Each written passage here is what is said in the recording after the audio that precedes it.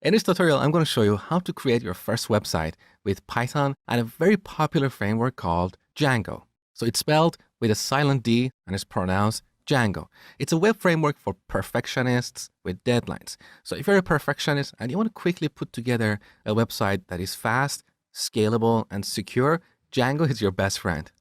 And here are the popular websites built with Django, like Instagram, Spotify, YouTube, Washington Post, and so on. Now, you might ask, what is a framework and why do we need a framework to build a web application or a website? Well, a framework is essentially a library of reusable modules. These modules provide functionality for common tasks. For example, in case of a web framework like Django, we have modules to work with HTTP requests, URLs, sessions, cookies, and so on. These are the concerns of pretty much every website or web application out there. So all this functionality is already baked into Django. We don't have to code it from scratch. That is why we use a framework like Django. Now, technically, a framework is more than a library. So apart from providing these modules, it also defines a structure for our application. It tells us what folders and files we should have in our project. So this provides a consistency amongst various Django projects. So as you move from one company to another and work on different projects, you can easily transition from one project to another because all these applications follow the same structure. Now, with that introduction, let's create our first Django project. So back to PyCharm, close the Hello World project and create a new project. Okay, let's call this new project PyShop. Go ahead. All right, now down the bottom, let's open up a terminal window. In this window, we're going to install Django. So we use pip to install Django, but be sure to add two equal signs here, followed by 2.1. With this, we're telling pip that we want to install Django version 2.1. The reason I'm doing this is because in the future, when you're watching this video, chances are there is a newer version of Django out there. I want to make sure that you can easily follow these tutorials, even though what I'm going to show you in these tutorials will most likely work with the latest version of Django. I just want to be on the safe side. So let's go ahead with this. All right, Django is installed. Next, we need to create a Django project. So here, press Ctrl and L. This cleans up our terminal window. You don't have to do it, but it's just easier to see. To create a Django project, we need to execute this command, Django-admin space start project space. We're going to call this project PyShop space period. So when we install Django, Django brings a command line utility called Django-admin. So this is a utility or program that we can execute from the command line or terminal right here. Now, this program takes various arguments. In this case, we want to use this argument, start project. With this, we're going to create a project called PyShop in the current folder. So this period is important here. That means the current folder. If you don't add this period, this utility is going to create an extra folder, and that looks a little bit repetitive. So let's go ahead with this. All right. Now, back to the project panel. If you expand PyShop, you can see that this is our project that we created in PyCharm. And in this folder, we have these files. So init.py, you have seen this before. That means this folder is a package. So we can import various modules from this package into other modules. So here we have this settings module. In this module, we define various settings for our application. You're going to see this later in this course. We also have the URLs module. And with this module, we define what should the user see when they go to, let's say, /about, /contact, /products, /shopping cart. Again, we're going to work with this soon. And finally, we have this module, WSGI, that is short for Web Server Gateway Interface. The purpose of this module is to provide a standard interface between applications built with Django and web servers. This is an advanced topic, so for now, don't worry about it. Now, outside of this folder, we also have this new file in our project, that is manage.py. As the name implies, we use this module to manage this Django project. With this, we can start our web server, we can work with our database. Again, we're going to work with this soon. So let's open up the terminal window one more time. Now type out this command, Python if you're on Windows, or Python 3 if you're on Mac, because as I told you at the beginning of the course, Mac by default comes with an installation of Python, that is Python 2. But in this course, we're using Python 3. So Python 3 space manage.py space run server. What is going on here? So with Python interpreter, we are running this program manage.py and passing run server as an argument.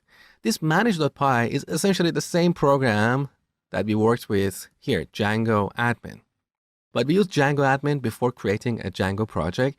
Now we have a Django project. So in this project, we worked with manage.py. This is a module that contains some Python code. So we use this module to manage our Django project. So let's go ahead and run our development web server. As you can see, this started a development web server at this address, http://127.0.0.1. That is the address of your current machine. Now note that after this, we have :8000. Unfortunately, the link below this address has a problem. As you can see, the port is excluded. So if we click this, it opens up our web browser and points it to this address. So we don't have the port number. Let's add :8000 at the end. And here's our first Django website.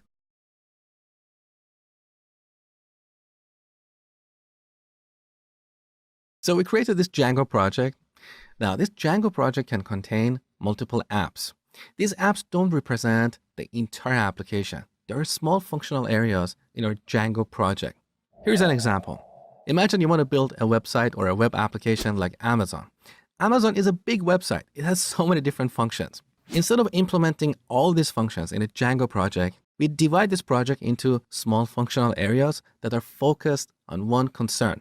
For example, we could have functional areas like product management, order management, customer management. These are completely different functional areas. The functions we have for managing the customers are different from the functions for managing the products. By the same token, when you go to an organization, there are small departments or small offices specializing in different areas. So with this analogy, we divide a Django project into multiple Django apps. Each app is focused on one functional area. So in this tutorial, I'm going to show you how to add a new app to manage the products in our imaginary shop. In the future, let's say we want to add a blog to our online shop. We could come back here and create a new app that represents a blog. Now, the beauty of these apps is that we can reuse them across different Django projects because each app is essentially a Python package. Let me show you. So back to our project, let's open up a terminal window. So this is the terminal window we opened earlier where we started our web server. Now up here, we have this plus button for creating a new terminal window. So let's click that. Now let's type out this command, Python on Windows or Python 3 on Mac, manage.py. So we are using the same program, the same module, but this time with a different argument. Start app, and we're going to call that app products. Let's go ahead. All right, now here we have a new folder called products.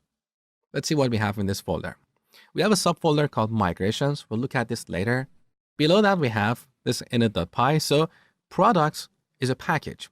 We can take this package and reuse it in another Django application, or more specifically, Django project. We can also publish this package to PyPI for other people to reuse in their Django projects. For example, if someone else wants to build an online shop, they can reuse this package for managing the list of products. They don't have to build this functionality from scratch, okay? We have this module, admin, and this is used for defining how the administrative panel of this app will look like. Again, we're going to come back to this later. Below that, we have this module, apps. Unfortunately, the name is a little bit confusing because right now we are inside of one app, that is the products app, and it doesn't make sense to have a module called apps inside of an app. So I don't know why Django creators decided to call this module apps, but basically we use this module to store various configuration settings for this app. So it would be better to call this config. But that aside, let's move on. Next, we have models, and this is where we define classes or new types for modeling the concepts in this app, in this domain. For example, in the domain of products, you probably have concepts like product, category, review, and so on. So we could model these concepts using classes. Again, we're going to come back to this and define a new class here. Next, we have tests.py, and this is where we write automated tests for this app. That's an advanced topic beyond the scope of this course, so don't worry about it. And finally, we have the views module. And this is where we define what should the user see when they navigate to a certain page. In this tutorial, I'm going to show you how to create your first view or view function in Django. What is a view function? A view function is basically a function that gets called by Django when the user navigates to a particular page. For example, here we are on the homepage of our website. When we go to /products, our browser sends an HTTP request to our web server. At this point, Django takes that request, it inspects the URL or the address, it figures out that we want to see the list of products. Then it will call a function, which we call a view function, and the job of this function is to return the response to the browser or to the client. So this function should generate some HTML markup to be returned to the client. Our browser will get this HTML content and display it as a page right here. Now, technically, if you want to be a web developer, you need to know HTML, CSS, and JavaScript. I'll try to do my best to hold your hand throughout this course. But in the future, be sure to watch a tutorial about HTML, CSS, and JavaScript. On my channel, I have plenty of JavaScript tutorials. I recommend you to start with my JavaScript tutorial for beginners. So back to our project. Inside the Products app, let's open up the Views module. So here on the top, we have some boilerplate code. From Django.shortcuts, we are importing the render function. So Django is a package, shortcuts is a module, and we are importing the render function. You will see this soon. Below that, we have this comment. We don't need it. Let's create our first view function. So define. We call this function index. It doesn't really matter, but by convention, we use the word index for the main page of an app. So when we go to /products, this will be the main page of our products app. Now, potentially in the future, we could support additional URLs inside of this app. For example, products/new or trending and so on. So we call this function index. Now, all our view functions should always take a parameter, and that is the HTTP request that is passed to this view function. So as I told you before, when we navigate to /products, our browser sends an HTTP request to our web server. Django takes this request and sends it to our view function. With this request object, we can find information about the client.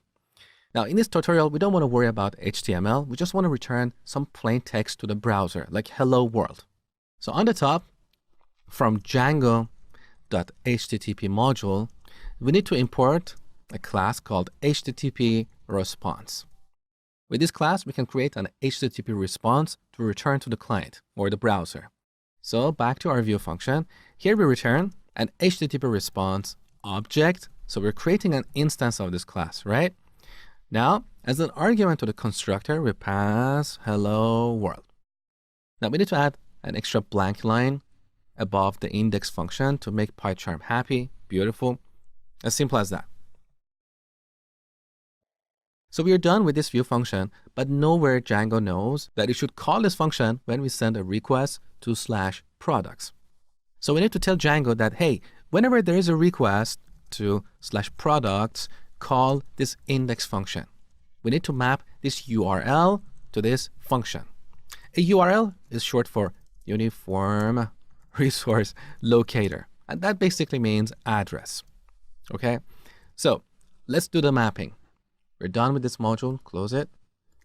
Back to our products app, right-click this folder and add a new Python file. Call that URLs. The name is very important here. This is one of the conventions that Django framework defines. So we need to follow this convention to structure our project. Okay, so this adds urls.py inside of the products app. Now in this module, once again, by convention, we should define a variable called URL patterns. Make sure to spell it exactly as you see here. So there is no underscore between these two words, and all characters are in lowercase. So we set this to a list object. In this list, we map various URLs to their view functions. Now to reference a URL, we need to import the path function. So on the top, from Django.urls, let's import the path function. With this function, we can map a URL to a view function. So we call the path function. The first argument is a string that specifies our URL endpoint. Here we pass an empty string that is a string with no characters in it. And this represents the root of this app. Let me show you what I mean. So imagine our app starts at /products. So if the user sends a request to this endpoint, they will be at the root of this app. Potentially here we could have other URLs like /products, /one, /detail, or /products, /new, or trending, or whatever. So all the URLs in this app start with /products. Okay? Now back to the first example. What happens if we take away this /products? We are left with nothing. And that is why we use an empty string here. Now, as the second argument to this function, we need to specify our view function. So we defined that view function inside of the views module. So first we need to import this module into the URLs module. Now, this is how we do this. From period import views. Period means the current folder. So from the current folder, we are importing the views module. So with this syntax, we're telling Django to import the views module that we have in this folder. Now you might ask, Mosh, why didn't we import the views module like this? Import views, because views is actually in the current folder. So why do we have to use the from import syntax? The reason for this is because views is kind of a generic name. So it is possible that our project has a dependency to another library called views. With this syntax, Python will end up importing that module instead of the views module in the current folder because that will take priority. So to remove these potential issues, we use the from import syntax. So now we imported the views module. As you know, when we import a module, that module will end up being an object. So we can use the dot operator to access the functions defined in that module. So here we want to reference the index function. Okay, let's delete it from here.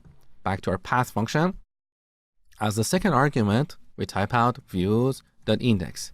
Now note that I'm not calling this function. I'm simply passing a reference to it. Django will take care of calling this function at runtime when the client sends an HTTP request to the server. So here we should not call this function. So let's quickly recap what we have done up to this point. In the views module, we created this view function. And in this view function, we simply return some plain text to the browser or the client.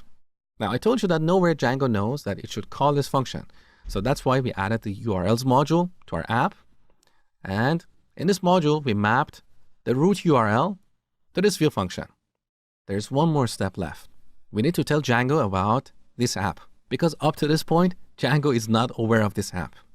So let's collapse the products folder and open up the PyShop folder. In this folder, we have another URLs module, and this is like the root or the parent URLs module in our Django project. Let's open this and scroll down. Once again, you see this URL patterns variable that is set to a list. In this list, again, we're calling the path function. As the first argument, we're telling Django that, hey, any URLs that start with admin, delegate them to the admin app. So every Django project by default comes with this admin app, which gives us a beautiful administrative panel. We're going to work with that soon. So in this module, we should also tell Django about our products app. So let's add another object to this list. Once again, we call the path function. Now we tell Django that, hey, any paths or any URLs that start with products / delegate them to the products app. So we want Django to delegate the handling of that request to this URLs module that we defined in the products app. Okay? How do we do that? Very easy. Back to the main or the parent URLs module. On line 16, we have this import statement. Let's expand it. So basically, we have two import statements. Look at the second one. From Django.urls module, we're importing the path function. There is another function that we need to import, and that is the include function. Now we're going to use this function on line 21. So as the second argument to the path function, we call include. And here we need to reference the URLs module in the products app. So we type out products.urls. So take a look. In the products app, we have this module, URLs. That is why we type products.urls. But we don't type out .py. Django will automatically take care of that. Now, at this point, you might be a little bit confused or intimidated by all these various steps that you have to follow.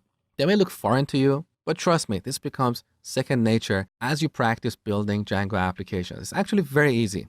It's just the first time that you have to follow these conventions defined in Django framework. Once you understand the concept, it becomes really easy.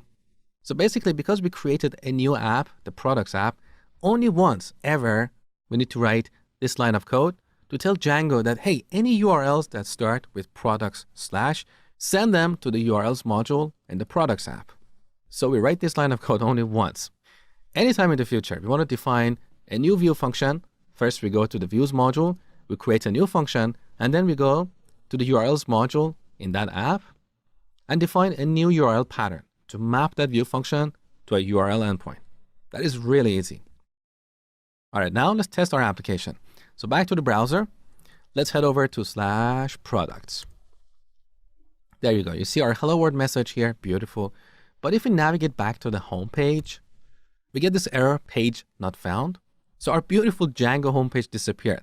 And the reason for this is that homepage is automatically generated and is only displayed when we first create a Django project. As soon as we define a new URL pattern and register it in our project, that homepage disappears. But don't worry, we're going to come back and create a new function for our homepage later in the course. Now here's your exercise. I want you to modify this Django project such that when we navigate to products /new, we'll see a page here with some text like new products. I strongly encourage you to do this exercise because it makes it really easy for you to follow the future tutorials. All right, here in the products app, let's open up the views module. In this module, we define a new view function. So define, let's call that function new. As I told you before, every view function should take this request parameter. Now here we want to return an HTTP response with the text new products. That's it. Now to make PyCharm happy, we add another line break here. So we have 2 line breaks after the index function and also 2 line breaks after the new function. These are the best practices defined in PEP 8 to format our code. So we're done with this view function. Now we need to map it to a URL endpoint. So we go back to the products app and open up the URLs module. Here we need to add another URL pattern. So we call the path function. The first argument should be new. You want to map this URL endpoint to views.new function. That's all you had to do. Now back to our browser. When we navigate to products/new, we get this message in the browser. Beautiful. In this tutorial, I'm going to show you how to create a model in a Django project. A model is a representation of a real-world concept. For example, in an online shop, we could have models like order, customer, shopping cart, product, review, and so on. So let's go ahead and create our first model. Here in the products app, open up the models module. In this module, we're going to create a new class called product. So let's delete this comment. We don't really need it. Class product. Now we need to inherit this class from the model class in Django. So in parentheses, we type out models.model. Let's see what's going on here. So on line 1, from Django.db package, we are importing the models module. In this module, we have a class called model, and this class defines all the common characteristics and behavior for models in a Django application. For example, we want to be able to store these models in a database, or read them from a database, or delete them. These are all the common operations that we need to perform on these model objects. So by inheriting this product class from this model class, our product class will have all these capabilities built into it. We don't have to code it, okay? So, colon. Now in this class, we need to define a few attributes. What are the attributes of a product that we need to know in an online shop? We need to know their name, price, stock, image, and so on. So let's define a new attribute. We call it name, and we set it to an instance of models, the charField class. So once again, in this module, we have a class called charField, which is short for character field, and this represents a field that can contain textual data. Now here, as a best practice, we can supply a maximum length to prevent a malicious user or hacker from accidentally storing a product with an enormously large name. This can mess up with our application. So let's pass a keyword argument, max length, and we set it to 255 characters. Now let's define the price attribute. So we set price to models dot float field. So this represents a field that can contain floating point numbers. That's it. Now let's define the stock. We set this to an instance of models dot integer field. And finally, let's define image underline URL to an instance of models dot, once again, char field. So in this course, we're going to use Google to find an image for our products. For example, we can find this image, right-click it, and copy its link address, which is the URL. Now, if you open up a new tab and paste that URL, you can see this is a very long string. So we don't want to enforce a maximum length of 255 characters. Instead, we want to use 2083 characters. That is the standard maximum length for URLs. So our product class or product model has these 4 attributes. Now to make PyCharm happy and remove this warning, let's put the cursor at the end of this line, press enter, then backspace to remove the indentation. Beautiful. We should also add 2 line breaks before this class. So here's one, press enter, the second line break, beautiful. So our code is formatted according to PEP 8 standards. Next, I will show you how to use this model to create a database table for storing products. In this Django project we have created, you can see we have this file db.sqlite3. This is an empty database file that Django creates, and we use this to store our data.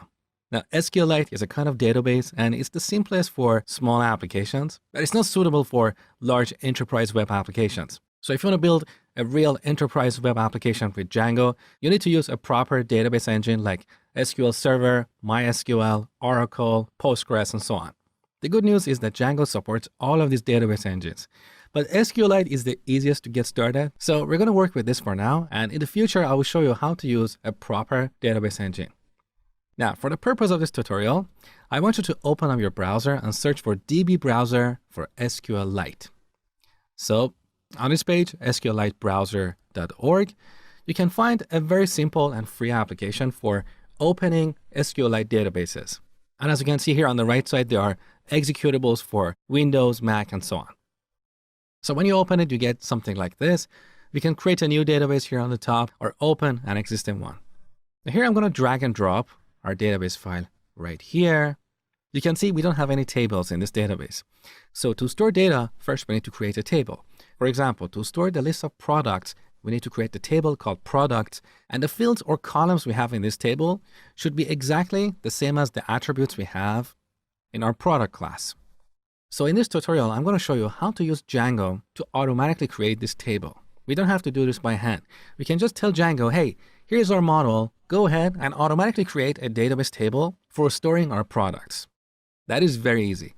So here down the bottom, let's open up a new terminal window and run Python on Windows or Python 3 on Mac, manage.py, make migrations. Make sure to spell this properly. So make migrations in one word. Now when you run this, you get this message, no changes detected, because by default, Django doesn't know about our product model. To solve this problem, we need to go back to our project and open the PyShop package. In this package, we have this settings module for storing various configuration settings for our project. So let's open this and scroll down. On line 33, you can see a variable called installed apps set to a list of strings. These are applications or apps that are automatically installed with every Django project. For example, we have this admin app, which gives us a beautiful administrative panel. You're going to work with it soon. You also have this auth app, and we use this to authenticate users. You can put them in different roles, give them different permissions. It's all about authentication and authorization. We'll look at the other installed apps in a future tutorial. So for now, let's register our products app in this list. How do we do that? First, we go to our project. Inside the products app, earlier I told you about the apps module. Take a look here. The name of this module is a little bit misleading because we're in the boundary of one app and we have a module called apps. That aside, all we have here is a class called products config, where we store configuration settings for this particular app. Okay? Now we need to go back to our settings module and add the complete path to this class, including its package and module. So this class is defined in the apps module, and this module is inside of the products package. So back to the settings file. In the list of installed apps, we need to type out a string like this. Products, that's our package, dot, apps, that's our module, and then products, config. Again, make sure to spell this properly. So P and C are capitalized because here we have a class, but products and apps are all in lowercase, okay? So now Django knows about our products app. So when we go back to the terminal and run the last command, we'll get a different result. So use the up arrow to bring up the last command and enter. There you go. Now we get this message, migrations for products. So inside the products folder, inside the migrations folder, we have a new module with this sequence number called initial. Let's have a quick look at the code inside this module. So back to our products app, let's expand the migrations folder. Here's our initial migration. Let's have a quick look here. So we have a class called migration. And in this class, we have this attribute called operations, which is set to a list of operations. So every migration can contain multiple operations.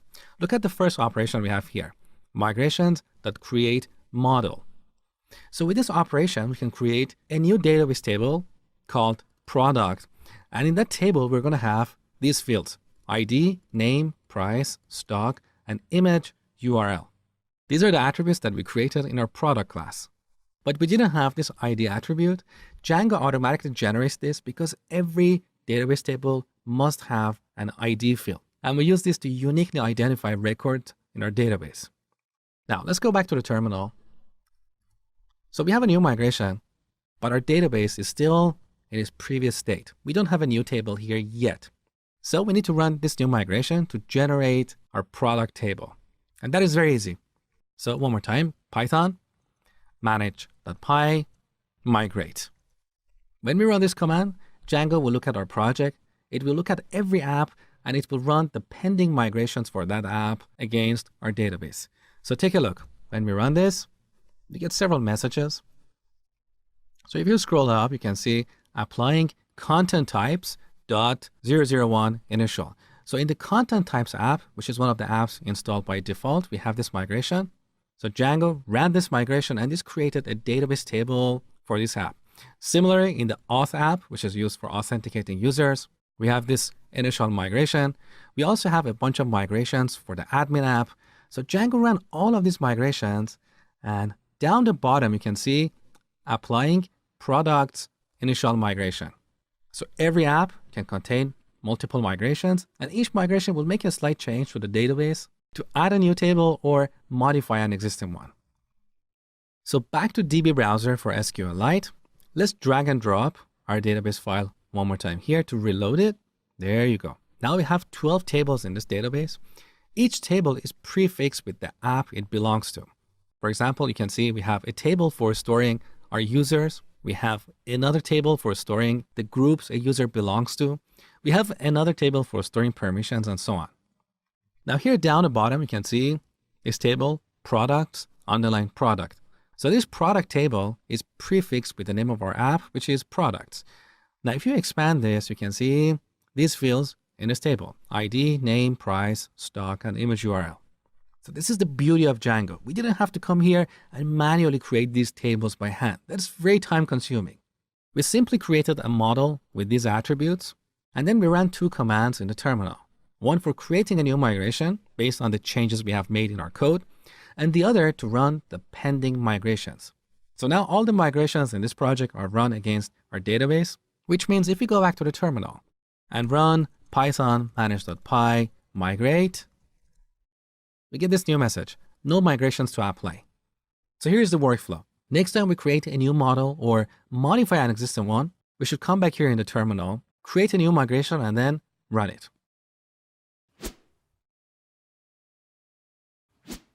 All right, here's your exercise. We want to have the concept of offering discounts in our imaginary online shop. So I want you to create a new model class called offer. And in this class, we should have 3 attributes. One is code, which is a textual field. For example, our offers code could be VCA2142. It's just a coupon code. Here we should also have an attribute called description. Again, this is going to be a textual field. For example, we can say 20% off all products. And then we can display this text somewhere on the homepage in the future. And finally, we need another attribute called discount, which is going to be a floating point number, like 0.2 for 20% discount. So go ahead, create this model class. Next, create a migration and run it to bring our database up to date. This is an awesome exercise for you to get your hands dirty in Django. So spend 3 to 5 minutes on this exercise. When you're done, come back, see my solution.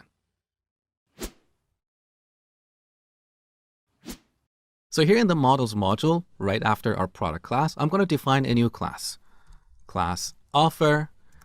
This class should also derive from the model class in Django. Here we add the attributes. So the first one is code, which is going to be an instance of models.char field. And we set the max length to, let's say, 10 characters. Next, we add the description. Once again, we're going to have a char field with max length of 255 characters is sufficient. And finally, we need discount. And we're going to set this to an instance of models.float field. So here's our offer class. Now we need to create a migration. So over here, I'm going to open up a terminal window.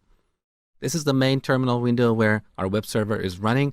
So I'm going to create a new terminal window and run Python manage.py make migrations.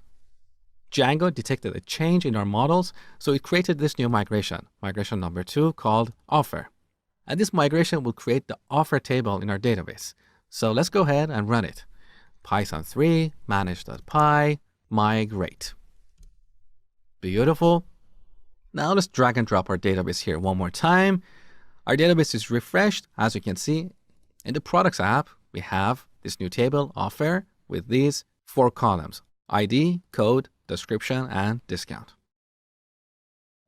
In this tutorial, I'm going to talk to you guys about the administrative panel of Django applications. So here in the browser, if we head over to /admin, we get this beautiful login screen to log into our administrative panel. So every Django application by default comes with an administrative panel. We don't have to create this from scratch. We don't have to code this. It gets auto-generated. And this is one of the fantastic features of Django that increases your productivity. So let me show you how to work with this administrative panel. Here in PyCharm, we need to create the first user of this application. We call that super user. So here in the terminal window, let's run Python manage.py create super user, all in one word. So let's go ahead with that. It asks for a username. Let's type admin. Next, we need to enter an email address. I'm going to enter my email address. Next, we need to enter a password. I'm going to type 1234 and repeat it one more time. Note that it complains because this password is too short, it's too common, and it's entirely numeric. So at the end, it asks if you want to bypass password validation. For simplicity, let's go with that. But of course, in a real scenario, you don't want to create an admin user with such a simple password. All right, we successfully created the super user. Now back in the browser, let's log in with admin and 1234. There you go. So this is our administrative panel. As you can see, we can manage the users and groups. We can add new users or modify or delete existing ones. Let's have a quick look here. So here we have this search bar on the top. We can quickly search for users. Below that, we have this table of users with these columns: username, email, first name, last name, and status. We can sort this table by any of these columns. We also have these filters on the right side.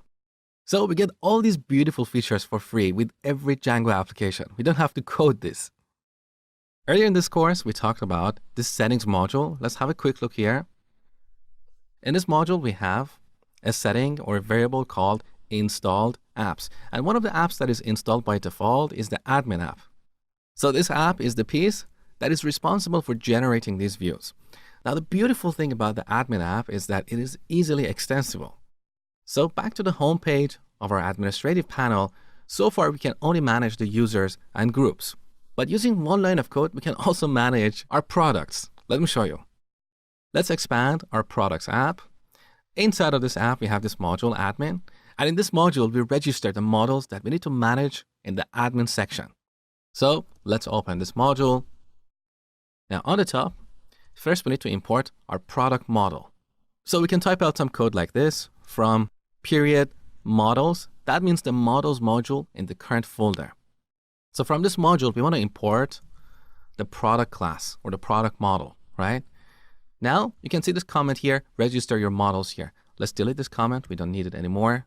Instead, we're going to write code like this. So admin dot site dot register, and we pass this product class as an argument. What is going on here? We're using this admin object that is imported on line 1. This object has an attribute called site, which is an object itself. This object has a method called register. We're calling this method and passing our product class as an argument. With this, we're telling Django that we want to manage our products in the admin area. So now with only one line of code, or more accurately 2 lines, if we go back to our administrative panel and refresh this page, we see this new table, products, that represents our products app. And in this app, currently we only have one model called product.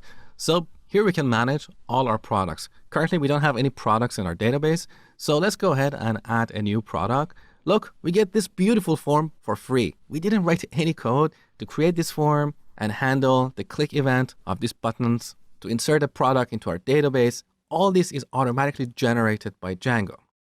So let's go ahead and add a new product. Call that orange. Let's say 1.99 each. And set the stock to 50. Now we need an image URL. So open up a new tab here. And in Google, search for orange. Then go to images. Click on tools. From the user rights menu, select for labeled for reuse. This way we don't have problem with copyright issues. So these are the free images that we can use in our application. Let's pick this one. Click on it again. Now on this page, right-click the image, copy a link address, and then back to our product form, paste it here, and then save. So we successfully added a product, and that product is listed here in the product table. But what we see here is a little bit confusing. It says product object 1. It's not clear what product this is. Is it an orange? Is it a strawberry? What price is it? So in the next tutorial, I will show you how to customize this table and add columns specific to products.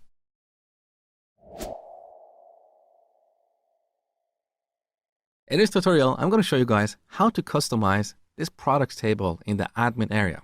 That is very easy. So back to PyCharm.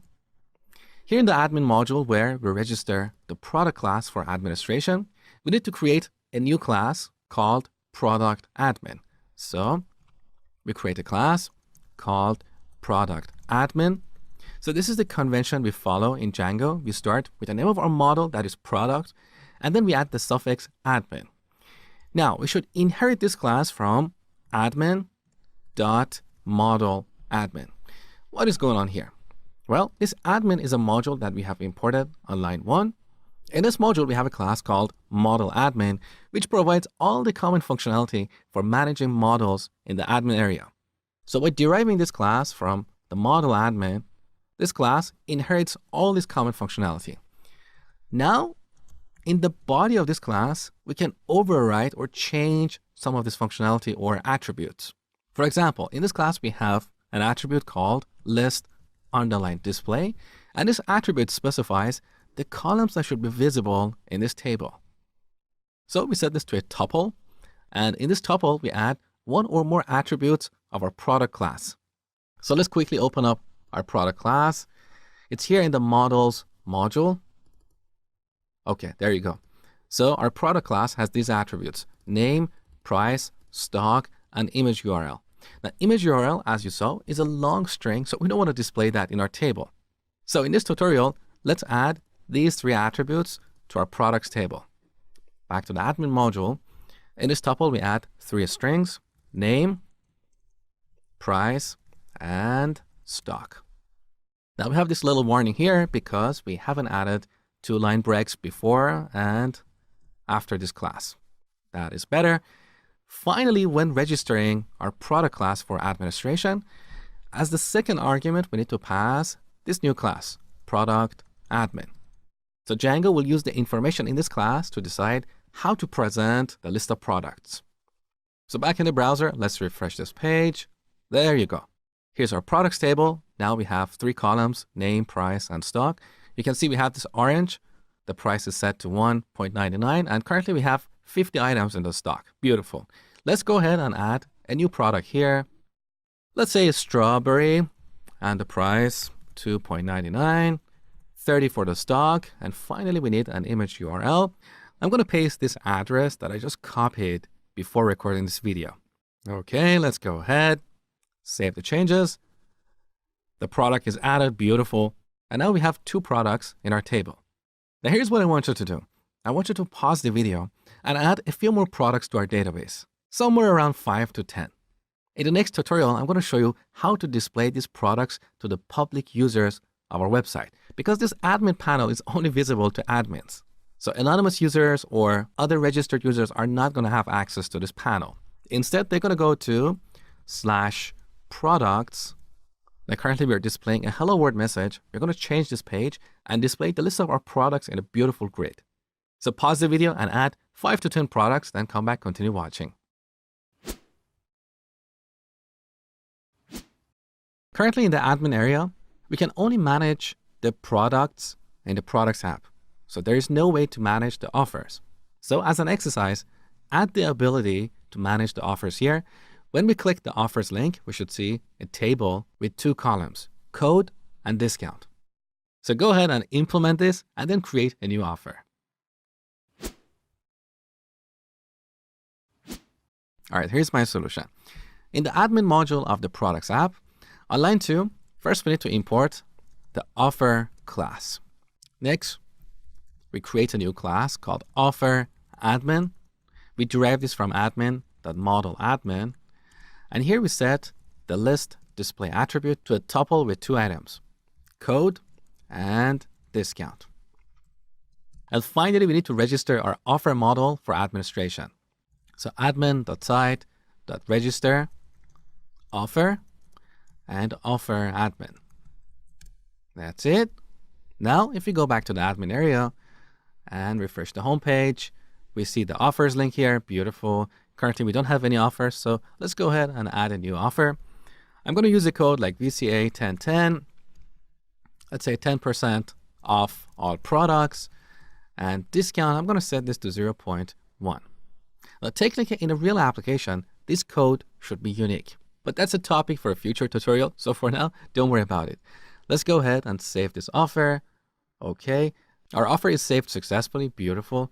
As you can see, in this table, we have 2 columns, code and discount. In this tutorial, I'm going to show you guys how to replace this hello world message with the list of products in our database. And that is super easy. So here in PyCharm, in the products app, let's open up the views module. Earlier I told you that in this module we define our view functions, which are functions that get called when the browser sends an HTTP request to the server. For example, when the user navigates to /products page, our browser sends an HTTP request to our Django application. Django takes that request and hands it off to this function, the index function. Now here we're simply returning a hello world message. We want to replace this with the list of products in our database.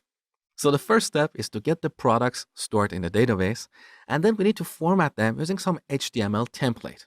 So let's go ahead and on the top, import our product class from the models module.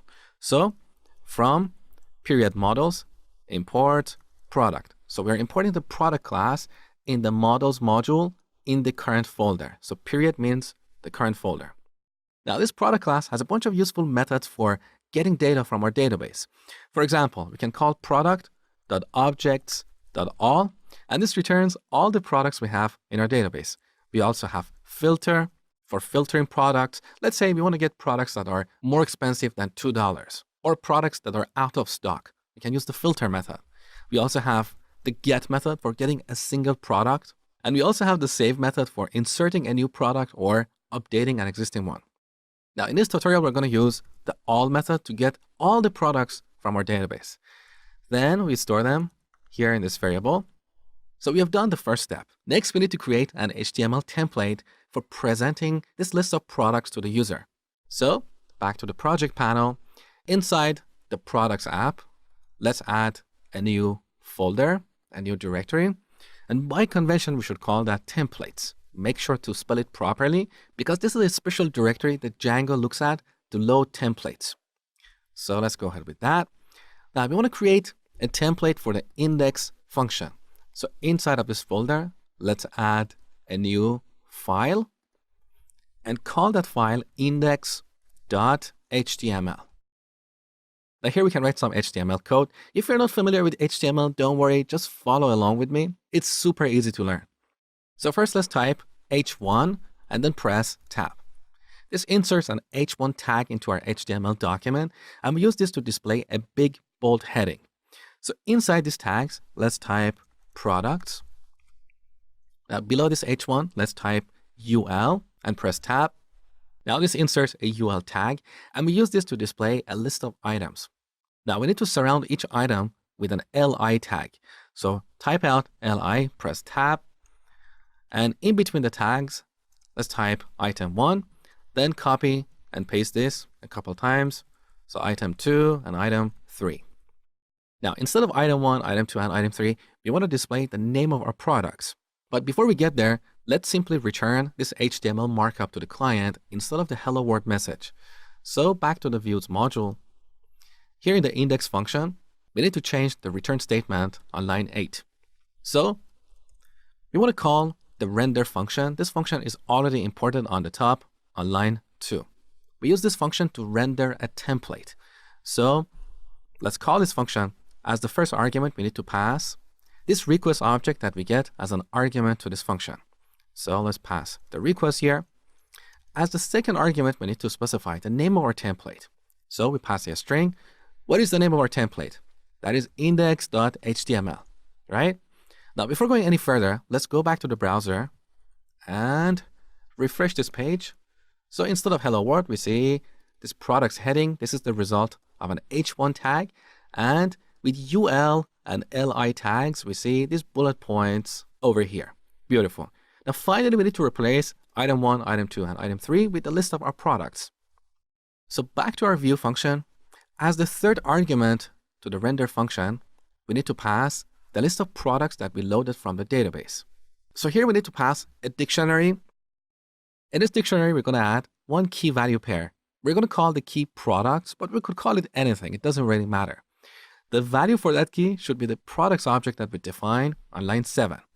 So here in our dictionary, let's add this key products, colon, and the value should be this products object. So let me break up what we have on line 8 over multiple lines so you can see it clearly. We're calling the render function with 3 arguments: the request object, the name of our template, and a dictionary that contains the data to be passed to this template. Now finally, we're going to go to this template, index.html, and replace these items with our products. That is very easy. So just after the UL tag, I want you to type out a curly brace, followed by a %, a space, a % one more time, and a closing brace.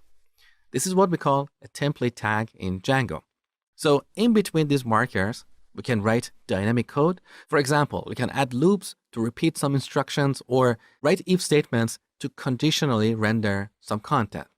So here we want to write a for loop for product in products. So earlier in our view function, we passed these products here using a dictionary. Back to the view function, look, as the third argument to the render function, we passed this dictionary. This dictionary is called the context, so it provides data to be used in our templates. In this case, we have a property called products, and that is the reason we can access it here. So we are looping over these products. Now, for each product, we want to render a list item. So let's indent this item here and replace item 1 with the name of the product. So here we want to dynamically render the name attribute of this product object. To do that, we use double curly braces. So open two curly braces and close them, and in between them type out product.name. So whenever we use double curly braces in a Django template, Django will evaluate the expression that we put here and render it in HTML. Now the last step is to end this for block, because Django, unlike Python, doesn't rely on indentation to determine the scope of a block. So right after this for loop, once again we add curly braces, a percent, and type out end for. And then we close it here. Now we no longer need these items here, so let's delete them. Now back to the browser, let's refresh our page. So instead of item 1 to 3, we see the name of the products stored in our database. Now let's take this to the next level by displaying the price of each product right next to it. So back to our template, this is where we're rendering the name of the product. After the curly braces, let's add parentheses. Now inside of the parentheses, we want to dynamically render the price of each product. So once again, we use the double curly brace syntax to render some value dynamically. That is the value of product.price, like this. Now back here, let's refresh the page. Now we can see the price of each product right here. Beautiful. We could also prefix that with a $sign. So before the curly braces, we add a $sign. And then when we refresh the page, we see the actual dollar value. So this is what I want you to take away in this tutorial. In Django templates, we have two special syntaxes. One is a curly brace and a percent. This is called a template tag, and we use this to dynamically execute logic. So in between these template tags, we can write for loops to repeat some code, or we can use if statements to dynamically render content. The other syntax we have is the double curly brace syntax, and we use this to dynamically render values in our HTML markup. So whatever we put in between them will get evaluated and written to the HTML markup. Now this page is pretty boring so far. In the next tutorial, I will show you how to convert these bullet points into beautiful cards.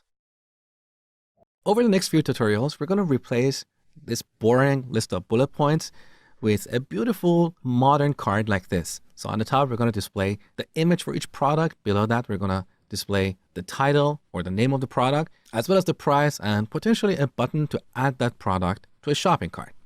Now, to present something like this, we're going to use a framework called Bootstrap. It's a very popular framework for building modern and responsive applications. So head over to getbootstrap.com. On the home page, you should see something like this, and then go to the documentation. On this page, you can see how you can add this Bootstrap framework to your web applications. So if you scroll down, here you should see a starter template. So here we have some basic HTML markup. We want to bring all this HTML markup and store it in a template called base.html. So over here, you should see this copy button. Click that to copy this. Then back to PyCharm. In the project panel, inside of the templates folder, let's add a new HTML file. So a new file. We call this base.html. Now, with Command and V on Mac or Control and V on Windows, paste all this markup that we copied from Bootstrap website. Now, here on line 13, we have the body tag, and this is the container for what the user sees in a given web page. Now, in this example, we have an h1 tag for displaying a Hello World title. We want to replace this with something dynamic.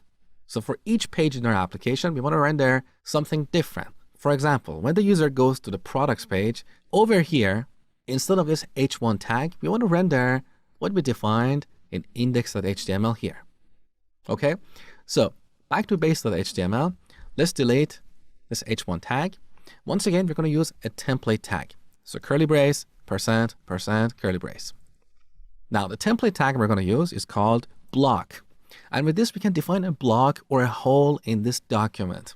So we're going to create a block called content. We could call it anything, but here we're defining the content area of our website. So that's why we call this block content. Now, after this, once again, we need to add another template tag, and this is called end block. Now we should go to index.html. On the top, we should tell Django that we want to extend this base template, which means we're going to use all the markup defined here. And this gives our applications a modern look and feel. So back to index.html. Once again, we're going to use another template tag. This one is called extends. So extends. What are we extending? The template defined in base.html. So here we add a string base.html. Now we want to fill the block or the hole that we defined in base.html with these few lines. So once again, we add a template tag, block. What is the block that we're filling? That is the content block, right? And we close it here. So now all this markup is going to go in the content block. Now finally, we need to close this block. So after the last line, let's add another template tag and block. Now to make this code cleaner, I would prefer to select these few lines that belong to the content block and indent them like this. This is not required, but it just makes our code easier to read. So with these changes that we made in this tutorial, when Django tries to render this page, first it will look at base.html. So it will take all the markup defined in that file, and then it's going to fill this content block with the markup we have defined here. Now, if we go back to our browser and refresh this page, we're going to see something a little bit better. So refresh. You can see the fonts are changed, and there is a little bit more space in between the bullet points. Now we're ready to replace each bullet point with a bootstrap card. And that's what I'm going to show you next.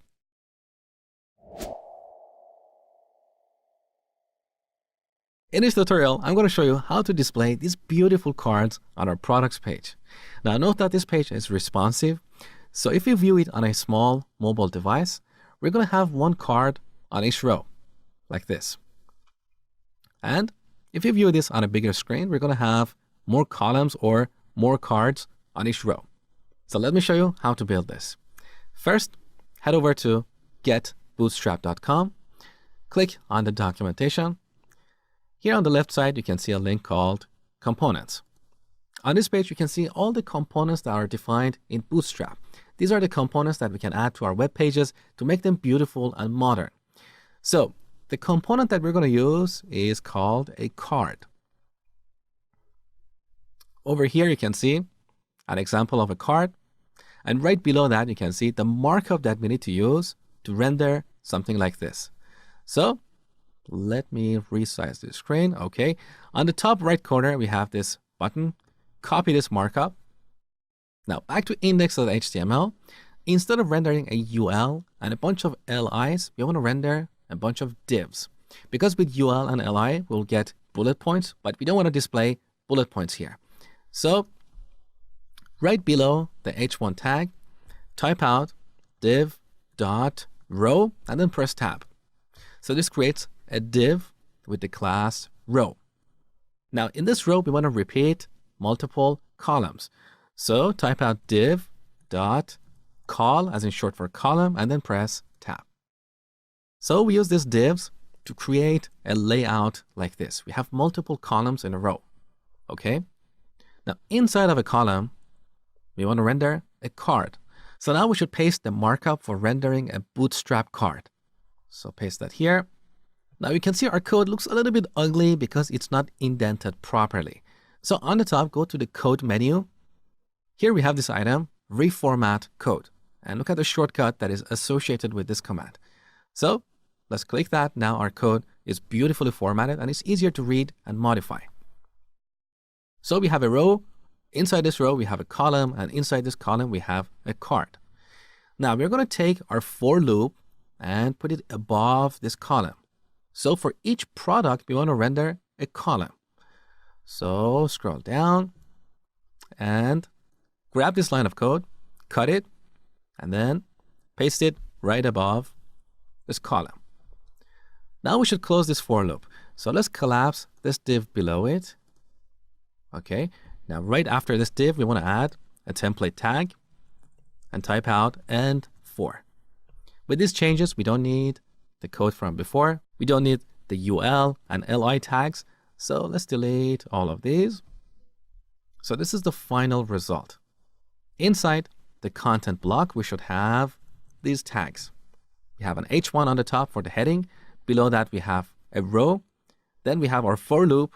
And in each iteration, we render a column.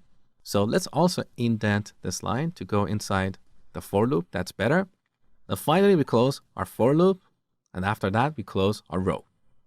With this change, if we go back to the browser and refresh, we get something like this. We're basically repeating all that static or fixed markup from Bootstrap over here. So we're not rendering the actual name or the image of each product. But that is a very easy fix. So back to our markup, let's expand this column. So here's our card. Inside this card, we have an image on line 9. Look at the source attribute of this image. We need to change this and dynamically render the image URL attribute of each product. So let's delete this. And inside the quotes, we add double curly braces to render some value. We want to render product dot image underline URL like this. Now over here on line 11, we have this text card title. We want to replace this with the name of each product. So delete double curly braces and we add product dot name. Next, we need to replace this text with the price of each product. So delete. Here we have a paragraph tag. Inside this tag, we add double curly braces to render product.price. And just before these braces, we want to add a $sign. And the last change is the label for this button. It's called Go Somewhere. We want to change that to Add to Cart. Now back to this page, refresh. We should get something like this. Beautiful. In this tutorial, I'm going to show you a couple of techniques for improving the look and feel of this page. First, we're going to add a navigation bar on the top, and then we're going to add some padding around these elements. Currently, this product card is way too close to the left side of the screen. So we should add some padding to let this page breathe. Now, to add a navigation bar, once again, we go to the Bootstrap website. Look at the documentation for the navbar component. So here's the navbar. Now, if you scroll down, you can see a typical navbar. So we can have these links. We could have a drop down. We could have a search bar. Now, this looks a little bit clunky because I've resized the screen, so it doesn't look pretty. But below that, you can see another simple navigation bar with only the brand or the name of the application. So over here, we have the markup to render this navigation bar. So let's go ahead and copy this. Now back to PyCharm, where should we add this markup? We should add it to base.html because this is supposed to be a base template for all pages in our application. So here's the opening body tag. Right below this body tag, we want to paste the markup for rendering a navigation bar. Now the code is not formatted properly. It looks clunky. So once again, go to the code menu and then reformat code. As you can see, the shortcut for Mac is Alt, Command, and L. So I'm going to use a shortcut here. There you go. That is better. So here's our navigation bar. Now let's change this text from navbar to PyShop. That's the name of our application, right? Now back to the browser. Let's refresh this page. We have this navigation bar on the top. Let's go back to PyCharm and make a slight change in the structure of our application. So here in the products app, we created the templates folder. And in this folder, currently we have two templates, the base template for our application and the template for the products page. The problem with this structure is that this base HTML is not reusable because we have added it inside the templates of the products app. What if in the future we want to add another app to this project? We don't want to recreate this base.html in every app. That just doesn't make sense. So we want to reuse this across multiple apps. And that's why we need to move this outside of this folder and put it somewhere central. So in the root of our project, here we need to add a new folder called templates. So right click the project and add a new directory called templates. Now we want to go back to the products app. Inside the templates folder, we drag this base.html file and drop it into the main templates folder. Okay, good. Now our base template is somewhere central, so we can reuse it in multiple apps. However, if we go back to the browser and refresh this page, we get this error: template does not exist. If you scroll down, you can see why we get this error. So over here, you can see this red line. Let me zoom in. This error happened because Django couldn't load base.html. Now, if you scroll up, you can see the paths that Django searches for to find this template. Here's the first path: admin/templates/base.html. So Django is looking for this template inside the admin app. Here's the second path: auth/templates/base.html. So Django couldn't find it in the admin app. It thinks maybe it's in the auth app. And finally, here's the last path: products/templates/base.html. That is our products app. So what is going on here? Django is looking for this template only inside of the installed apps. But this templates folder that we created, it's not really part of any apps. It's just a standalone folder.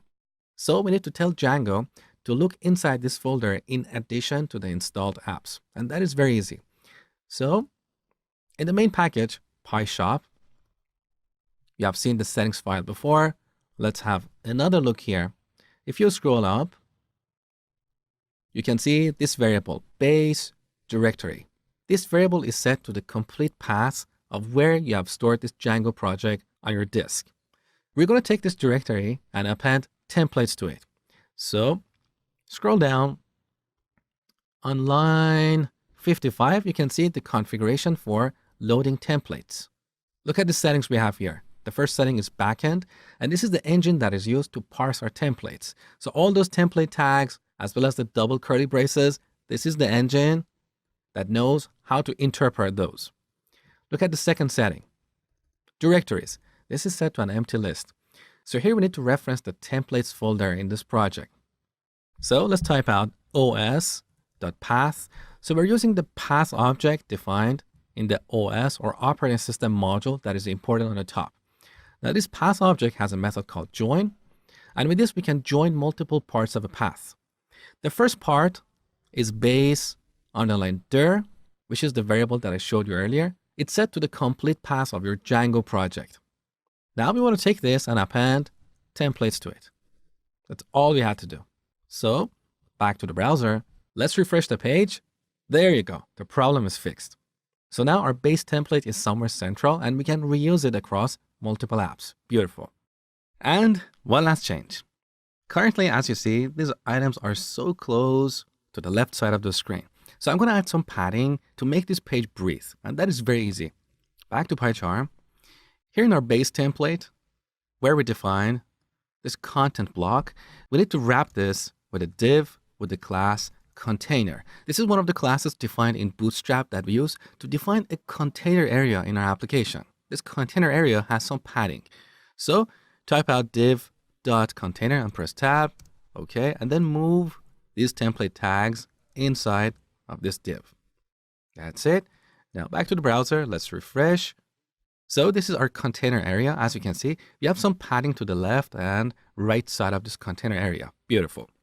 So that brings us to the end of this Django tutorial in this Python course. I hope you learned a lot and thank you for watching.